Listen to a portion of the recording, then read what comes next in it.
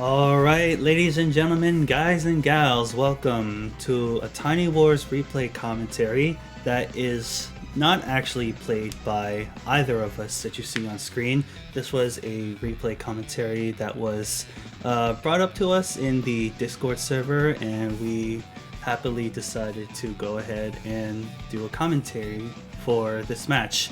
I am your commentator, Advanced Warrior. And I'm also a commentator. My name is CJ.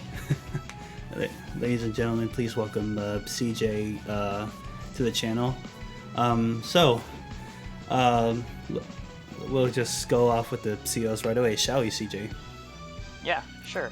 Alright, so player 1, as you can see on the top of the screen, we have Antihero on the red team playing as Gage. Gage starts off with a CO zone 2 tiles wide. The default CO zone boost gives everyone 10% offense and defense, and his naval and indirect units gain an additional 20% offense and 10% defense, and they do stack, so his indirects and naval units will be getting a 30% offense and a 20% defense. Yeah, I think that's actually pretty good on this map. We'll explore kind of about this map later, but kind of just looking at the different lanes, or just different areas of the map, it looks like it's tends to be about 3 or 2 spaces wide in a lot of places, and so if you're going to get into fights, indirects are actually a pretty good idea here. So Gage might be pretty strong. Let's also not forget to mention that there are also ports on the map as well, so if Gage ever gets the opportunity to buff up his naval units, that would be pretty nice. Yeah. Alright, and Gage's super is that all his indirects and all his naval units will get 30% offense and 20% defense, as well as every other unit getting a plus 10 on offense and defense. And the additional bonus is that all his indirect units will gain plus 2 max attack range. Yeah, so kind of like Grit in the other Advanced Wars games. Yes, Grit is he's pretty campy, I would say, but here, Gage, his CO zone does not give him an additional range boost, but it just boosts his indirects. So we could maybe see the death balls of indirects covering each other, but we will see. Yep. Alright, on to the opponent. Now, this might look insane to you if you're looking at Tiny Wars for the first time, only knowing Days of Ruin. You see Hawke here. Hawke is one of the custom COs that Tiny Wars has provided, and from my experience, they are very fun to play. Alright, so Hawke, he gets a 2 tile wide CO zone, and it just combines his day-to-day from the other Advanced Wars games, as well with the default CO zone buff, which stacks together for 20% offense and 10% defense for all units in range. Yeah, and he also has the potential to expand his zone to a pretty large space. Yes, zones are expanded by how much damage you do, so that added offense is very nice for COs who want to boost their zone. And as per Tiny Wars tradition, they only have 1 CO power. I believe as of right now, Hawke is the only one with 2 powers in the Tiny Wars roster. We will start off with his CO power, which expands his CO zone globally, as well as healing 1 health and all enemies losing 1 health. And as for his super, per second and third Advanced Wars games, it's the same global buff, and it just doubles the effectiveness of his CO power, and of his CO power. And other than Mira, the other custom CO, all the vanilla DOR characters, none of them have a global global damage power. What do you think about global damage, CJ? I think global damage is interesting. I feel like you most likely want to use it to interrupt caps, at least in the early game for sure, which means for me, I would probably prefer to use the CO power more often than the Super CO power. And we'll have to see how the player tcho Yes. yeah, deals with that kind of decision. All right. So, I forgot to mention tcho is player 2 in blue playing as Hawke. So the map here is called Rambler, and as you can see, we've kind of got this mixed base area, as well as a lot of water that peers through towards the center. So I would say that this map right now is very mixed. We have the airports on the little plateaus here, covered off by the plasma that is equivalent to the pipes. They cannot be traversed through, even by air units. So other than bases being mixed, I think we're going to have a pretty diverse match here. What do you say, CJ? Yeah, it's also interesting to note that there are more ports than there are bases. So I think Rush FTK, I believe, is the one who made this map, and I think that's maybe he was expecting to kind of encourage a lot of naval combat. They can, like, battleships can definitely kind of control large zones, and then with what is it? There's 66 properties, I believe, on the map. So, with the expectation of like 33k income per person, you can start to get battleships out, and maybe we'll see those. All right.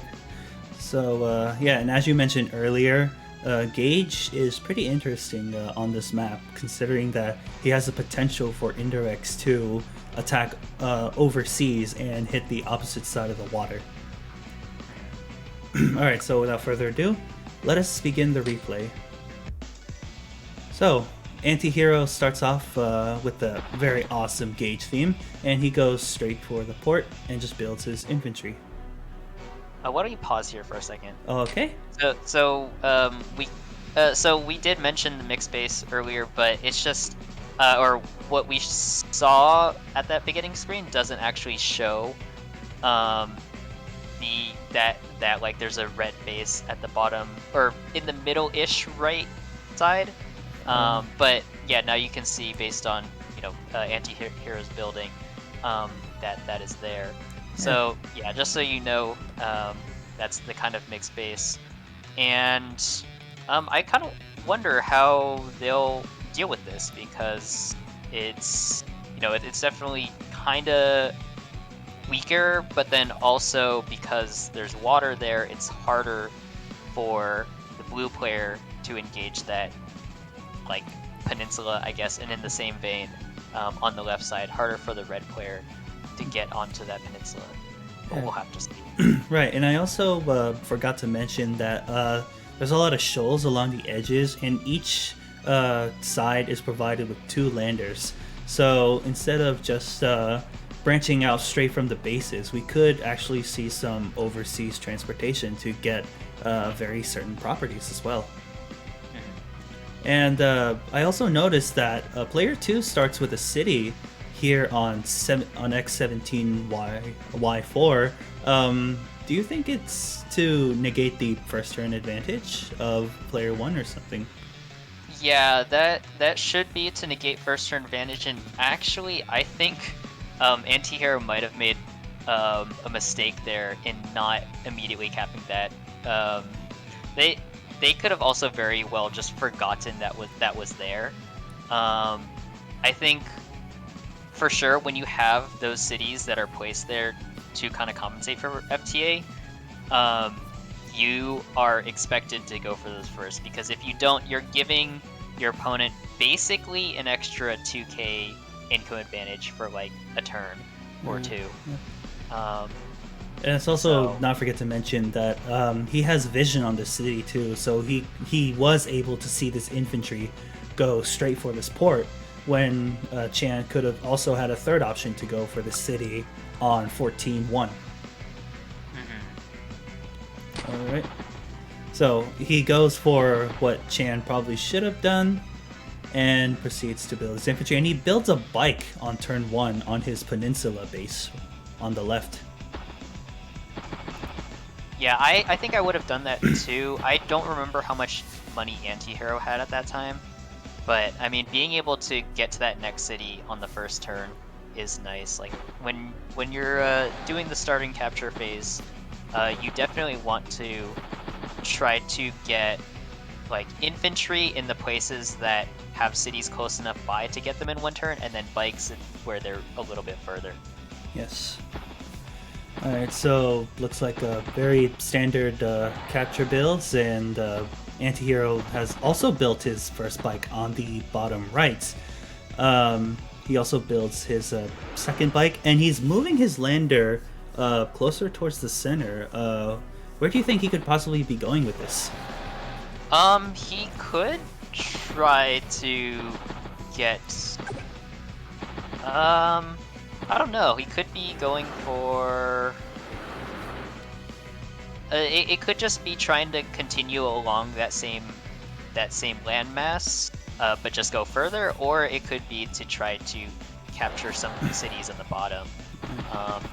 We'll see if that lander moves again, because if it does, it gives them a little bit more of a launching point, kind of. Yep. And here we see that Chan has moved both of his landers closer to his bikes, and his lander on the port.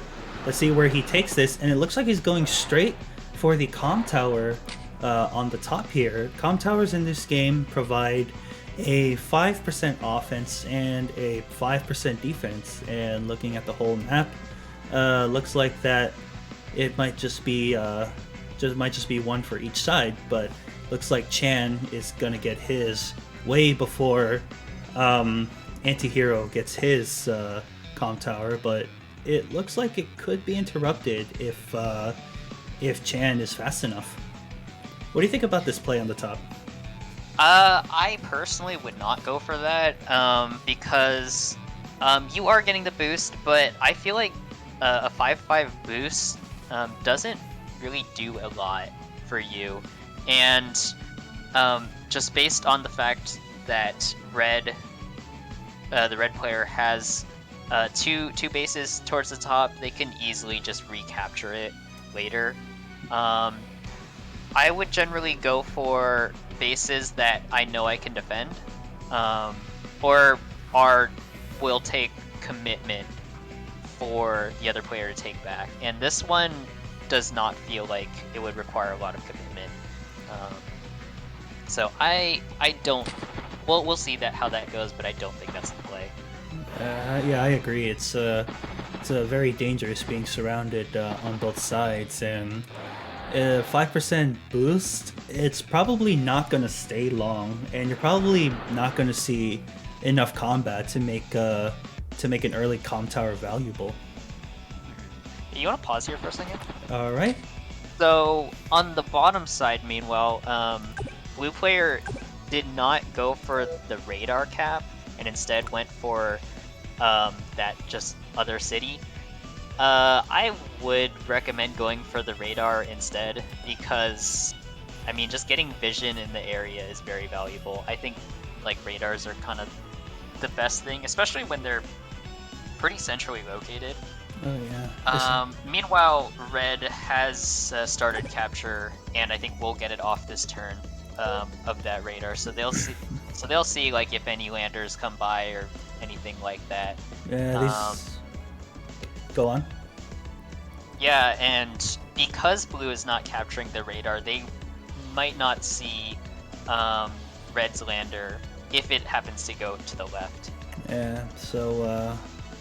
Yeah, red might have the chance to slip by the radar, but as of right now, Antihero does not have the information that he hasn't gone for his radar yet down here. Alright, so resuming the replay. So he brings his bikes towards the city. I thought he had his lander positioned where he would put it. I thought he would put his bikes on his lander and then possibly go for something. But over here, there's not a lot of spaces where you can drop 2 bikes on the shoal here, which is pretty dangerous to begin with. And let me just pause right here because I see on turn 4, tcho has built a flare, but on turn 5, Antihero has built a significantly early battlecopter. I find this interesting, but also pretty good because battlecopters can just simply fly past the land, and it will force Chan to possibly invest in anti-air, but the battlecopter could maybe retreat. What do you think about this battlecopter play? I say it's not a bad idea. You definitely want to be careful about what Shan can see, because if he sees the battlecopter early, or basically if you place it in a location where he can see the battlecopter early, he can prepare and ambush you with an AA. But also, there's a lot of places that he can put that battlecopter to. So it's not a bad idea. I wonder if he's going to put his CO unit in there, or if he's going to board his CO on it. Which might also be an interesting play because you don't see that super often. Yeah, you really don't. There's also a lot of potential for gaining CO points because he could just fly to his indirects and maybe shoot across water, or he could just put his battlecopter next to a naval unit if it ever gets there to gain that nice offensive damage. Yeah. Also, if you pause. Yes. So we've been seeing the landers kind of move around a bit. I think it's actually really helpful in the early stages, especially when you have pre-deployed landers, to kind of use them for scouting. How much vision do they have though? It looks like 1 currently. One vision 1 currently here. Yes. Yeah. At the very least, I feel like it's kind of a good idea to maybe, for example, if Antihero didn't know that radar was being captured on the left, right? He could have used his lander and put it there to check for it. And then if it's not, then maybe he can consider going for it. Or he can be more confident in the way that he moves his units so that basically he can be more confident in the fact that he's not gonna, his units on the mainland won't get revealed. Alrighty, so Chan has built a mech, and he's pulling back his infantry that he was oddly scouting the top with. I find this kind of interesting because if you move an infantry if you move a unit in Days of Ruin Fog, whatever you were able to see is visible. So Chan probably has information on this top, and so far the only information he's getting is that nothing was captured. And corresponding to the bottom right, Chan has built a tank, which is a very safe build, very safe unit to have. Yeah. I don't agree with how Chan had basically pulled back that infantry, or at least used it for scouting, because I think it was just too early to scout that far. But now I would also. Yeah, go ahead. It's in range of this infantry, so now he has the information that Antihero has built a very early battlecopter, which could give him the opportunity to respond fairly quickly. Yeah, in this case, if I was Chan, I would just kind of leisurely go back, or have that infantry continue to capture, since in Fog of War you can't see a unit in a hidden tile unless you're next to it, right? Or unless you've gone past it. Cities also act as a hidden tile in Days of Ruin. Yeah, exactly. Yeah, and so there's no way for Antihero to stop that cap. And then Chan's best bet is probably to hide that tank somewhere else and then just bring an AA through. Yeah, so this was very unfortunate for Chan to accidentally put his battlecopter in range, giving it away. Antihero, my bad. Yeah, really unfortunate for Antihero to put his battlecopter in vision. But speaking of Antihero, in his last turn, he also built a gunboat on the top as well. So instead of his landers are down here, he can use his infantry. He can use his gunboat to transport infantry, possibly up on the top right. Not sure if they can cross through. Oh, they can cross under bridges. So yeah, it's very flexible where this gunboat can go. Yeah, that's one change that was also very welcome in Days of Ruin, is that naval units can cross under bridges. I've seen some maps in Advanced Wars by Web that have kind of what was it? Was it ports scattered around so that naval units can go through while ground units can go on top? Yeah, I've seen a lot of Advanced Wars by Web maps where they have an opportunity to move inward, sort of, but are blocked off by a bridge. So you could probably just do a battleship and just move it closer. But it's a nice change for Days of Ruin, and really makes naval units possibly more predominant. Alright, so Bikes and Recon's moving down to the left. Recon getting very nice vision, and Chan doesn't go for the capture here.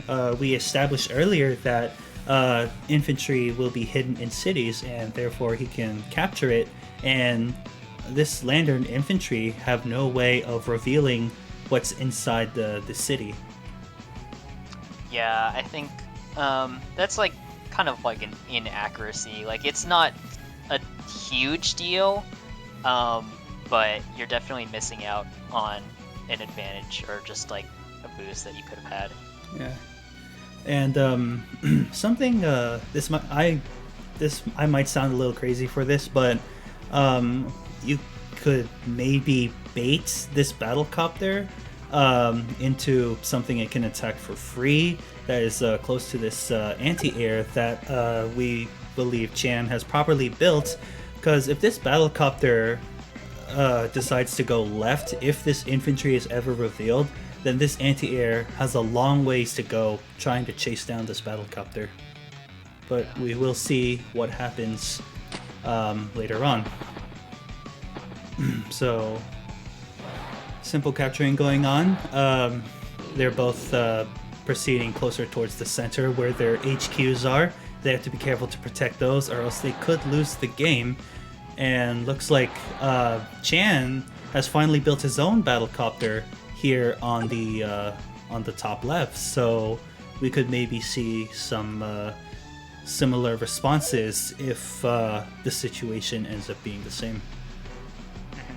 Yeah, I will note that neither player has boarded their CO anywhere yet, which, I mean, usually you want to kind of try to get points as early as possible, but we haven't seen that yet. And as I predicted, this battlecopter is going towards the left, away from any bases.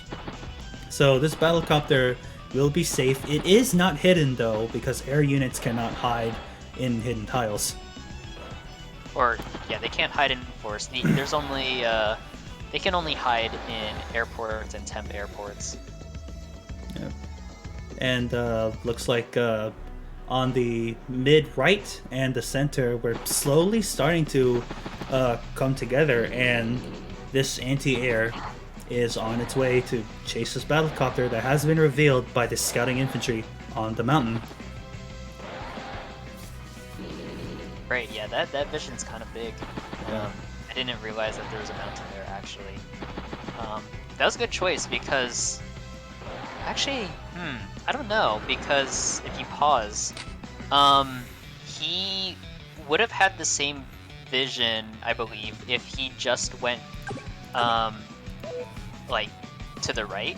by one space Yes. instead of going on the mountain, he would have seen the copter, and he also would be in range to capture the comm tower on the next turn if he wanted to. But I guess this makes sense as a conservative approach because since those hidden tiles don't hide the battlecopter, getting an infantry on the mountain will guarantee that you will see it.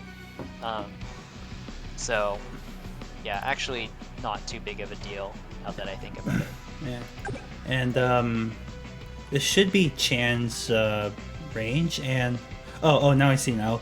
He moved his lander here, which reveals this infantry, and this radar is revealing that he also has a gunboat that is coming down here. So really nice for Chan to get this radar, because now he's possibly expecting something to come closer towards his side. But yeah, he's got both left and right side of this radar tower surrounded by his units, and there's units up here as well. So we could be seeing some action very soon, CJ. Yeah, those radars are automatically given in the beginning. But yeah, it definitely kind of gives you a lot of information about your enemy's naval units. Going back to Chan here, how do you feel about the second anti-air? I think it's a little bit overkill, unless that anti-air is going towards the top. But really, because of just how much effort it takes to bring ground armored vehicles to the bottom for red, you really shouldn't be expecting to lose your anti-air, so you shouldn't need a second one. Yeah, let's also not forget to mention that the plasma here is surrounding the only airports in this game, so they will have to loop around left and then top, or down, right, and then top to get their air units anywhere. So perhaps this one is bought so he could preemptively cover this top side if Antihero ever chooses to build an air unit going up. But right now it does feel a little overkill. It does feel very early. But if this anti-air is used to attack mechs, infantry, and bikes, you better hope that he's getting value off this, because this is only 7,000. So he's going to have to kill several infantry, mechs, and bikes if he's ever going to get value off of that. Yeah, and also take note that that blue has built an AA on the top left too. He's going kind of crazy on those. I don't know. I think if anything, you might want to build one on the top left so that you can get to the middle area and cover that. But building another one on the right side, I don't think that's a good idea. Yeah. But I will also note that looking at the entire map, it looks like only Chan has the only tank on this map. Yeah, so far at least. Turn 8. Transports are coming out. He puts his infantry on the radar. It's not gonna hide him because it's his property. I thought maybe putting his infantry in the forest down here might be able to hide it, but this gunboat has been revealed, and most likely, if it's on a shoal, it's dropped in a unit somewhere. But yeah, we could see that Antihero is having his units very, very close towards this right side here. Yeah, actually, I don't disagree with the kind of dropping on the radar. I don't know if he'll get a cap off, but it will prevent the bike from getting any damage since the gunboat is blocking the way.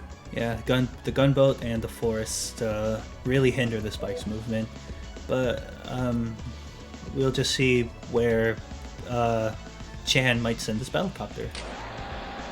Recon is moving down, scouting some parts of the map. This recon down here, definitely going to be seeing a lot of these infantry coming down here. And the only thing that can contest this recon is Antihero's recon. So could we possibly see some combat between the two recons? Yeah, we probably will, but Recon versus Recon is not great. Like, they don't do a lot of damage to each other. But it kind of gives you some kind of control over the zone of that area. Yeah. So, yeah, the tank would have been preferable, but a Recon will do okay. Yeah. And I just wanted to pause here because it seems that we could probably tell the future or something. Chan has not captured this radar, and not that it would have mattered, but Antihero has aggressively sent his lander to position his infantry on this mountain to scout out the surrounding areas, and he put his bike on the city that it looks like Chan cannot currently interrupt, so this city might just go to Antihero. Yeah, those you gotta watch out for those. Basically, the opportunities to flip captures, because I mean that's basically two for the price of one. You're depriving your enemy of 1k, and you're also giving yourself 1k. So it's always good to go for those when you can, and it's better than capping a neutral base. I mean, neutral city. And I would like to go to the stat screen for a bit after Chan's turn, because we will go ahead and take a look at what the income looks like for these two players once he captures this city here. He has this port on the top left. He has two properties on the bottom left he can capture. And this radar is in the process of capturing. And we see the first hit coming in and completely stopping this cap with the flare. Caught out by the bike. Finished off. And this anti-air is moving in, and it's going to contest all these bikes. But we got a tank coming from the bottom right as well.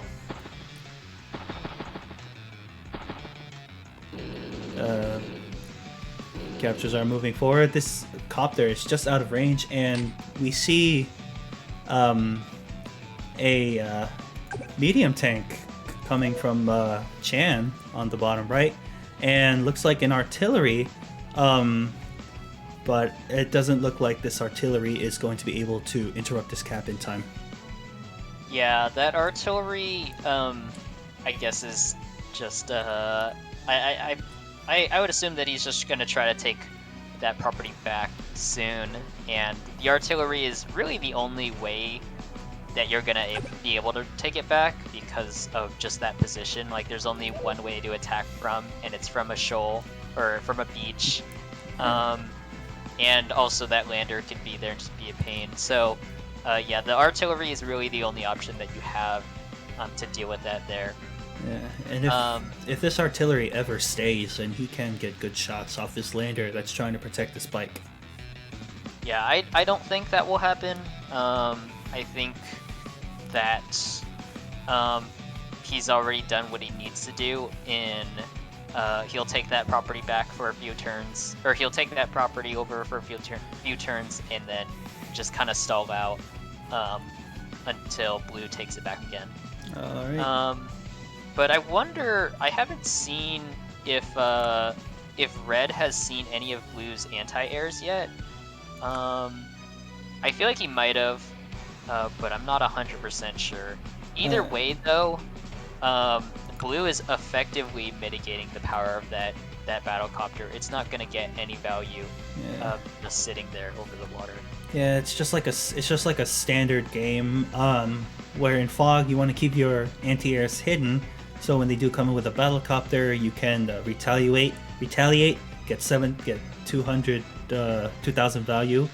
But it's kind of acting like standard gameplay where you just have an anti-air to zone out any potential battlecopters coming in, because most of the time you will be happy to shoot down a battlecopter with an anti-air, even if you will lose your anti-air in the process.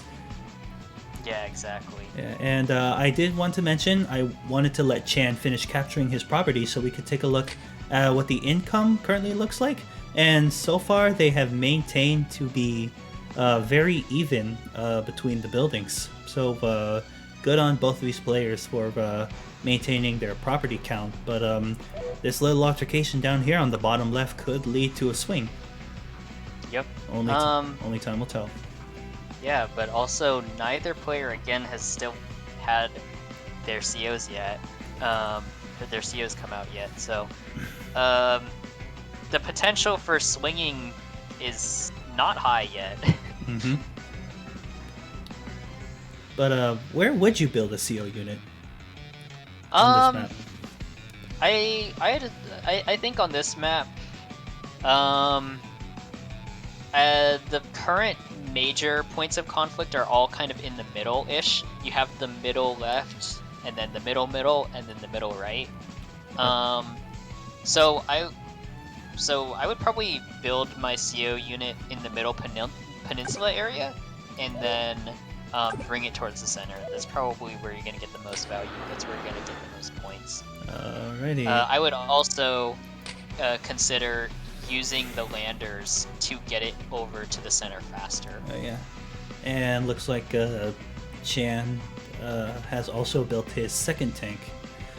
So he's got his tank, he's got his battlecopter, he's got his anti-air. I would say that as of right now, Chan looks like he has a slightly better coverage for the center here. Mm-hmm. Turn 9 for Antihero. He's gonna move on, gonna capture this bike, which will stay hidden. Transport copter moving towards the center. Tries to go for this city, but gets trapped. He lost his unit on the top right of the center here by all three of these. So, yeah, he unfortunately loses his unit to that. And Antihero is actually going for the capture of the radar here. And whoa, what battleship? What is a battleship on turn 9? Well, I honestly am very surprised by this. Could we possibly see Gage putting his battleship, putting his CO on this battleship, CJ? Oh, that would actually probably be a pretty good idea. I didn't think about that earlier. Yeah, that probably will be what he does. But he's gonna. I mean, it looks like he's gonna go pretty hard on this bottom right, and I don't know if it's gonna be worth the effort though. The center right now is where it's really contested, and I feel like he would have been better moving like his battlecopter and his tank into the center instead of like trying to capture that, or trying to put so much effort into capturing that comm tower at the bottom. If we were to cut off this capturing bike right here on 1911, the center, Chan has 5 units to 3, and Antihero's transport copter doesn't even attack back. So these bikes are currently in a very dangerous position, and Chan currently has slight control right where the HQs are. Yeah, that could be extra pressure for Antihero to deal with, and I don't know why Antihero has a transport copter in the middle that has nothing in it. That's kind of weird. Yeah. Let's also talk about the comm towers. Looks like Antihero might get his first, probably 2 turns ahead of Chan, but usually I like to get a comm tower when I'm about to see combat, and right now he is treading very closely towards Chan's units, and he's only just now going to get his comm tower. Recon on recon combat.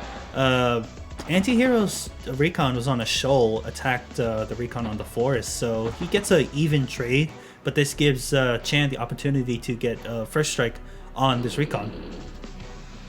Yeah, and I think as we were kind of looking at earlier with the comm tower cap at the top, I think that's one of the things you want to pay attention to your actions when you, or the order in which you take your actions. That's also another example with that tank, if you paused right now. So as I was saying earlier, I think Antihero waited until the end of his turn before he actually captured that comm tower, and so, like, even if it's a marginal boost, it would have boosted, like, for example, that recon versus recon fight. It would have boosted it, and actually the recon would have survived with an extra health, I think, because right now, it's at 69 HP, which gives it a 7 rating, and it could have survived with an 8. Actually, I don't know if that would have mattered, but yeah. And Chan's recon probably would have taken more damage at his current 62 health. Yeah, exactly. So you want to pay attention to the order in which you take actions. So those things sometimes matter. All right. I was gonna point out something here. So it looks like we might get some property swings. Antihero's bike cannot interrupt this capture with anything, but it looks like Antihero might just be able to get this. Might be able to just get this radar here. Yeah. So what I was saying about that tank that just moved up to the top left. Oh, top left or? No. Right. Top right. Yes. Yeah. So in that middle. He moved the tank up there first. And usually you want to move your unit so that you can reveal that hidden tile. So you use like maybe an infantry or a bike to reveal that tile so that you can get your tank in, because your tank will do more damage. It also won't take basically any damage back. That's an example of where you would want to pay attention to the order in which you actually do your attacks. Also, I think Chan decided to finish the capture on that city in the middle, instead of on the right a little bit. Oh yeah. The bike. Yes. Instead of interrupting the radar capture, and I don't know if that was a good idea. I think the radar capture is more valuable, especially because, as I was saying earlier, it's basically a 2k property instead of a 1k property. And then on top of that, it's a radar. Radars are very, very good. So yeah, it looks like he might just lose his radar. He's getting the first strikes on the left here, and the recon combat is the same again. At 41 compared to Chan's 43. Yeah, I'm actually a little bit surprised by that. I thought that the defensive boost of the forest would have a bigger effect. Yeah, I would also like to mention that oh, sorry, I tried to pause. So Chan has begun capturing his comm tower, but it could be interrupted. And as for this battlecopter, it has done nothing but scouting. It's been warded off by these two anti-airs. This battlecopter, you would have liked to see it hit some things, but it has done none of that, unfortunately. Yeah, it really would have been best to have it towards the center, but now Blue has an anti-air in that area, denying any coverage. Not that Antihero would really know about it, but yeah, it doesn't look like it's gonna get really any value for a while. I mean, because it's next to a battleship, it does have that potential for scouting to kind of spot enemies and give the battleship targets. Yeah, and as for speaking of the battleship, he just loaded his CO in this battleship, and it is doing what do we say, 30 damage? Oh, I'm sorry. Say 30 damage from that battlecopter. Drops his anti-air to 1. Possibly might want to finish it with this battlecopter in range, so Antihero can get 10 points on his CO zone and just build it up. Yeah, and I think that I feel like that's a weird move. Like the attacking is not weird, but the movement, I feel like you could have moved it further to the left.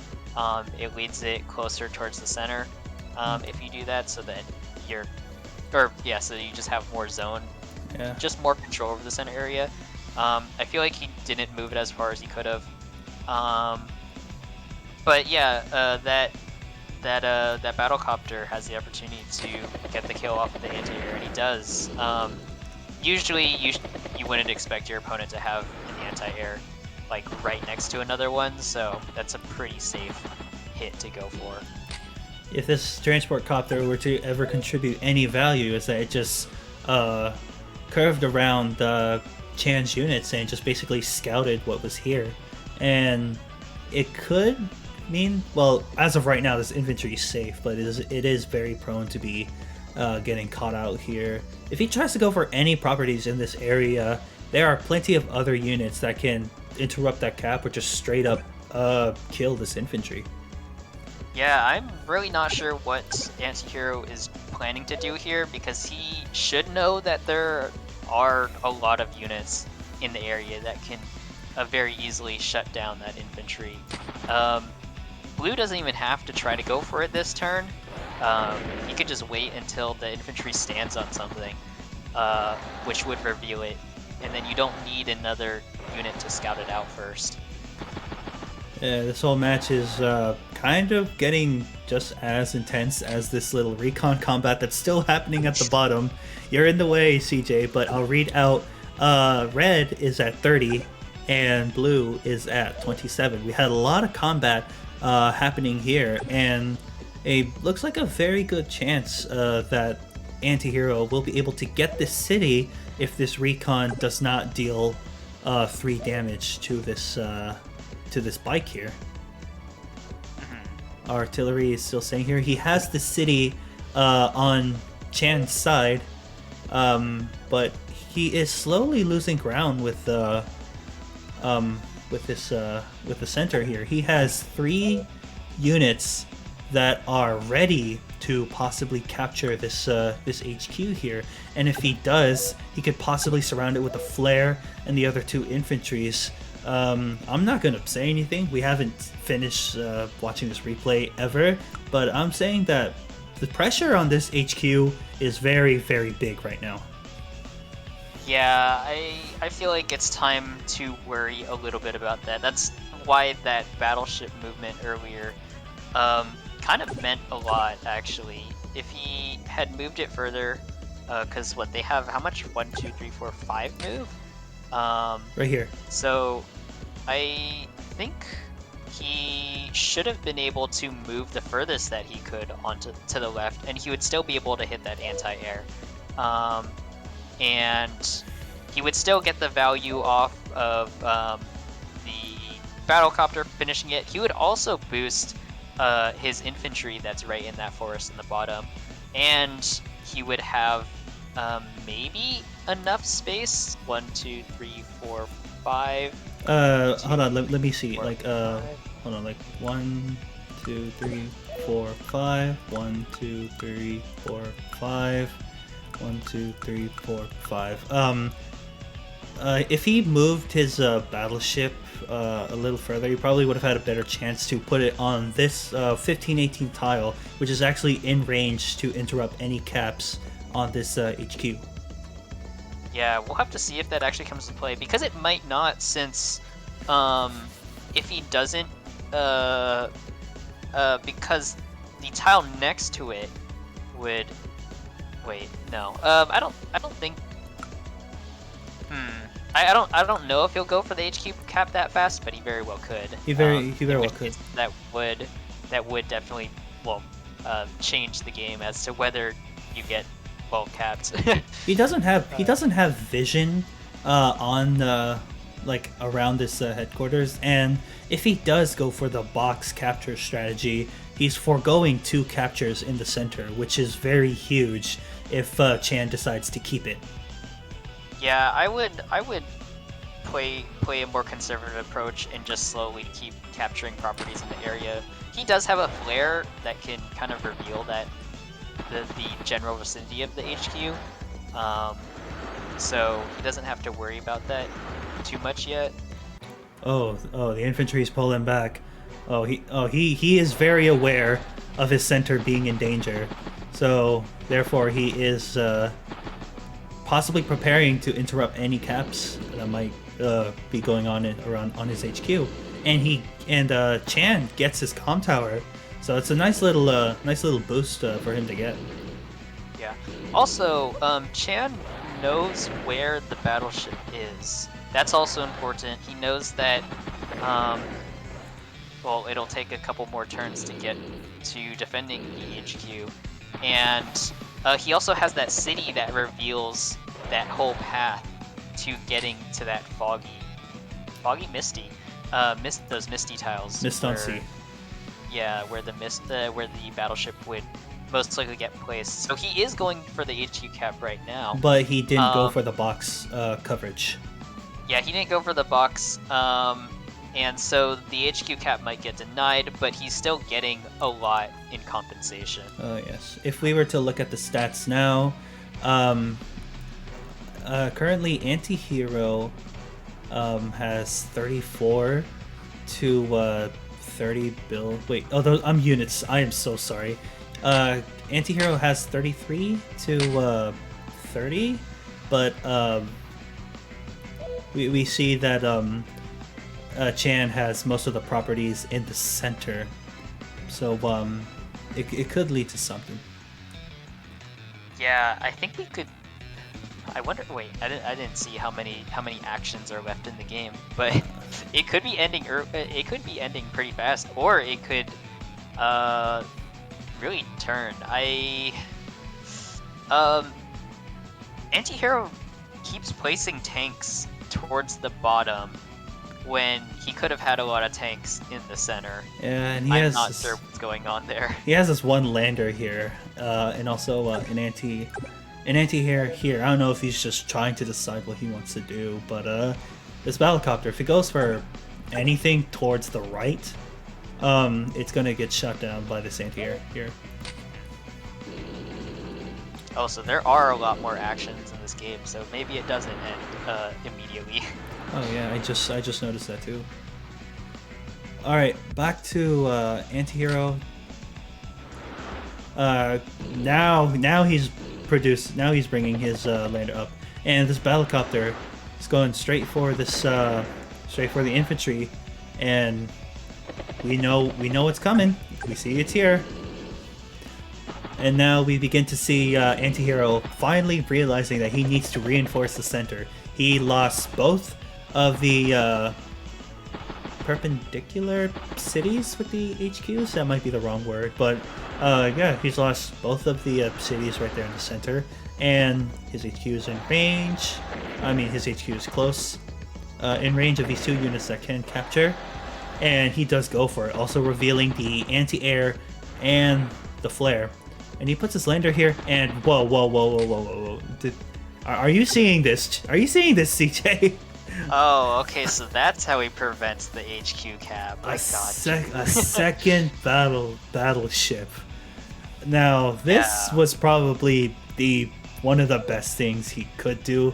This battlecopter here could do some damage to his battleship, but there's an anti-air here to prevent that. So, although it's a very, very expensive unit, it has the chance to interrupt caps and can freely contest all of these units that are trying to finish the game super early. Yeah, Blue doesn't have really anything that can counter that either battleship right now. I think he might need like a bomber or something. So Antihero does have pretty significant. Will have relatively significant control over the center now. I will say we have definitely not captured everything, CJ, because we have a submarine on the bottom left side of Chan's army. And yeah, I guess. Oh, keep going. Yeah. I was looking to see if there are like any ports that can belong to the blue side, and we see that there is a port down here that we'll have to loop around, but it's going to take some time. But if Antihero decides to move his units towards the mist here and tries to capture and tries to interrupt any captures on his HQ, this submarine could come in handy, and it could possibly chunk out these battleships. Yeah, but also with a CO battleship, it's gonna be pretty tanky. But I don't know. We'll have to see whether or not Antihero has the foresight to start building some cruisers. Like capture building, yeah, cruisers and other submarines. You will have to invest some units to like completely negate or take down a submarine. Speaking of units that can hard counter other units, Chan has the only tank on the bottom left here, facing off these bikes, infantry, and 1 HP recon. And as you said, on this top left peninsula, Chan has built a bomber. He is ready to counter these battleships. And the only thing that can contest this bomber is just his anti-air, unless he builds something else like a missile fighter or even a duster. Yeah, duster would probably work fine here too. The way I see dusters is that they are very, very cost efficient. 13,000 that can attack any air units. Very valuable. Speaking of taking down air units, the battlecopter on the bottom has finally fallen to one of Chan's anti-airs, and he completely kills the infantry that was plopped on the top center by Antihero here. Yeah, that was kind of to be expected.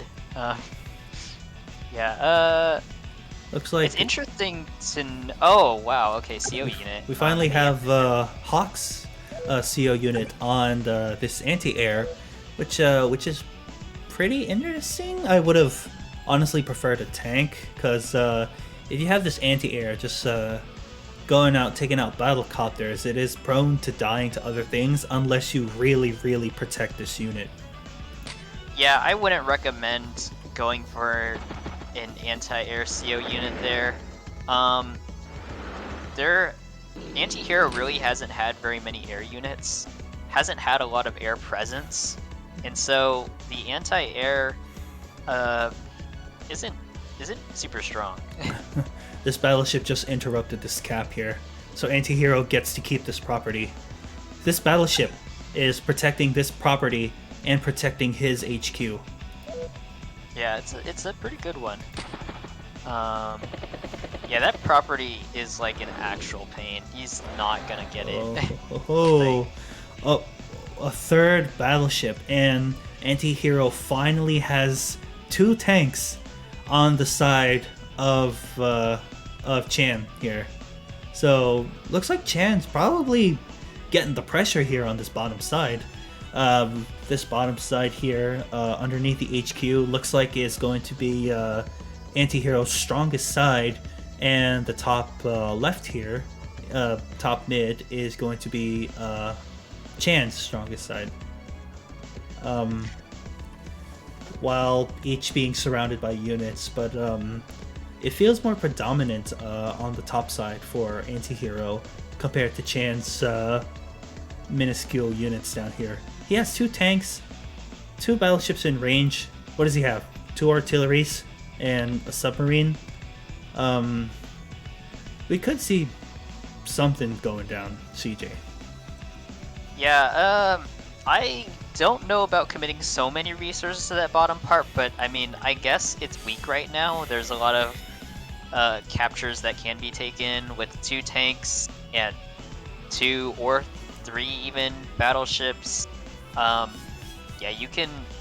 I mean, it looks like Antihero is preparing to basically invade and take as many properties as he can. He has that bike and that other infantry lined up. Yeah. Let's also not forget bombers and submarines are on their way, but we do have this defended battleship here, and this battleship on this port, which gives 3 terrain stars. So if it's in range of a CO zone, it's going to be pretty bulky to take out. Yeah. And I guess I was thinking more along the lines of bringing those tanks into the center instead of the bottom right, but Since the HQ is covered, I guess you don't have to do Oh, that. look at that gunboat dealing 6 damage to that lander. This lander is going to have a hard time trying to escape if Chan ever wants to keep that alive, but it's most likely not going to be able to go anywhere unless he possibly commits a bomber to go to the top. But there are battleships down here that's threatening Chan, so we'll just see what he does. Submarine is inching in on those battleships there, and this bomber is looping around those super plasmas, hopefully in an attempt to completely cut off those battleships. And we're starting to see some more dominance coming from Chan here on the left side, trying to take down all these infantry with nothing that could hard counter a tank or a CO zone anti-air. And looks like Chan is trying to reclaim his radar, and I would say he's got it. No, it's not well defended. This bike can see it.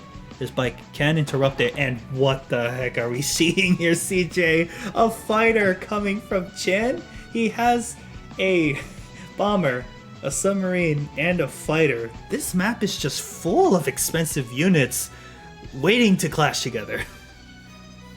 Yeah, I guess he wants to maintain air superiority. He has a good number of anti-airs just kind of scattered around.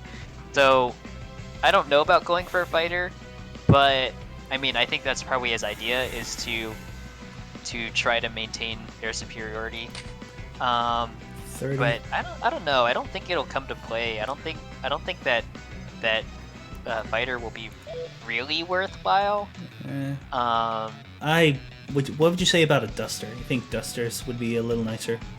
I think a duster would work fine because it does the job of getting rid of air units over the water where your anti-airs can't hit.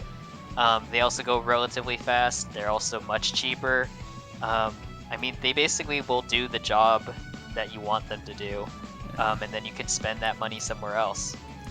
Going back to the buildings real quickly, it looks like Antihero has a 5 property lead against Chan here, but Chan, he's coming out with his own set of bigger units, which are more air dominant compared to Gage's more battleship dominant. But the submarine is close by. That's actually a 4 property lead since Antihero built a temp airport. That's right. Yeah, but I don't know what that's really doing. Actually, hold on. Here it says 35 buildings, but only getting 34,000. Yes, you're right. Yeah. Right. Currently a 4,000 lead in the income, the daily income. Just thinking about just how these players are playing right now, it's kind of interesting to see that Antihero has seemingly opted for a lot more transport units, where Blue has not, and I feel like that's costing him. The fact that he has like no tanks throughout the rest of the map other than the bottom right, and you generally want to have a lot of tanks. You generally want tanks to be, well, other than infantry and other stuff, you kind of want to have as many tanks as possible. Ooh, and looks like we have some tanks in range of this artillery with a backup tank coming by, but he could possibly try to go and kill one of these, but look at this. There are 2 battleships right behind these tanks on the bottom right. Yeah, I think Antihero has a real threat of even kind of getting rid of that base. Those battleships are just really impressive. Those battleships just locked them out, and look at this.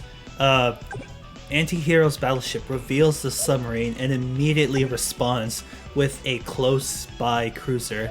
Does the submarine have the vision? It has a vision of 5, so...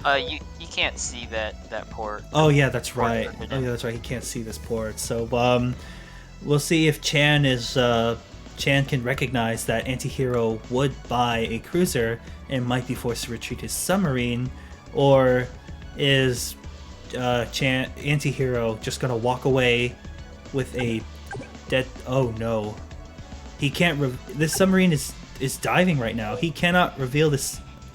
Oh, with this lander he can. So a very good chance that that Antihero would just walk away with a wounded battleship and a dead submarine.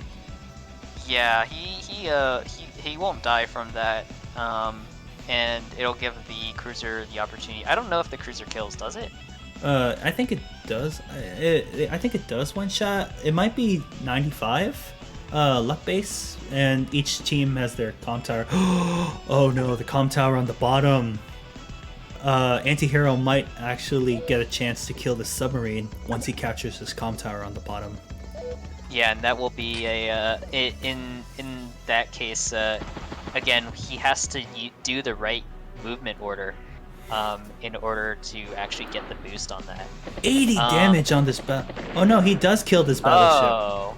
Oh, yeah, but he does have the lander that can reveal that. That cruiser can deal a lot of damage to both of those units. Oh, and this second battleship was moved right in range of this rocket, and he has right in range of this battleship. And speaking of rockets, he has one right here. And as of right now, Antihero has no way to reveal this rocket. Yeah, I think he'll have to base skip next turn, but I think it'll probably be worth it. You need those battleships out of there. And we're beginning to see continued dominance from Chan on this left side, because there's nothing. Well, we do got no. It's just the battleship is gone. Chan's left side, he can kind of roam freely. And yeah, his left side is very threatening. He doesn't. He might not know what reinforcements are coming, or maybe he does. He has that lander kind of scouting around, and he just needs a lot more full health capture units in order to take back all those properties. But for the most part, he has a lot of things to cap. Antihero has a lot of things to cap on the bottom right. Yeah, we're gonna Chan slowly getting them. If Chan kept this radar, kept the city here, the income would actually be even now. Yeah, but that one's an annoying one to take back.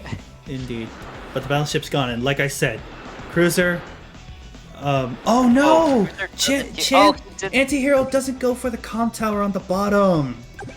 Oh no. How much HP does that sub have left? 5. It would have killed him had he captured this comm tower. Oh no. I'm not entirely sure if it would have.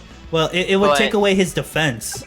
It would take away his defense and give the cruiser plus 5 more. Yeah, so right. This would have been a definite kill to the submarine. But right now the submarine, it can only scout now, which is what Goody can do. And this cruiser is in range of this bomber. And if this bomber gets the first strike on this cruiser, has a good chance that this cruiser can be completely negated. Bombers, according to the scale, deal. 50. Oh wait, deal. Wait, to another bomber can't. 50 damage to cruiser. Oh, only 50? Oh, I thought that'd be much more. Yeah, I think they got buffed in Days of Ruin compared to the other Advance Wars games, 1, 2, and DS. Yeah. So cruisers don't just suck. Yeah, he might just have some air coverage, or just like limit where this bomber could go. Yeah, but he doesn't need to bring his bomber over the ocean. And I don't think this rocket has any vision to attack anything, does it? Does it? I'm not sure how much vision rockets are supposed to have. Pausing for a second. Rockets have a vision of 3, yes. So, so he can see this tank. He can see the tank, but nothing else. Ooh, and Antihero goes at it again, puts his gunboat on this port, but he's probably going to have a less successful chance of capturing either of these properties, because we got a battlecopter right here. Yeah, but I mean, maybe it was Antihero's goal to just block the port, then for a little bit there's just nothing to get rid of it. There's no way to get naval units up there. Yeah, to block the not to that block he really the port needs to right now. to block the port and potentially force Chan to move units to stop whatever they could be doing up there. Rockets and a medium tank coming from Antihero. Yeah, Antihero has the full CO charge, so he might consider, or I guess getting more indirects is pretty helpful. Pretty helpful indeed. And that fighter comes in, boom, and there's nothing that could stop that fighter. The HQ cap is he's going for the HQ cap again. Is he gonna do anything to? Oh, he's boxed it in. Does? Oh, I think it's GG though. Oh, could it be GG?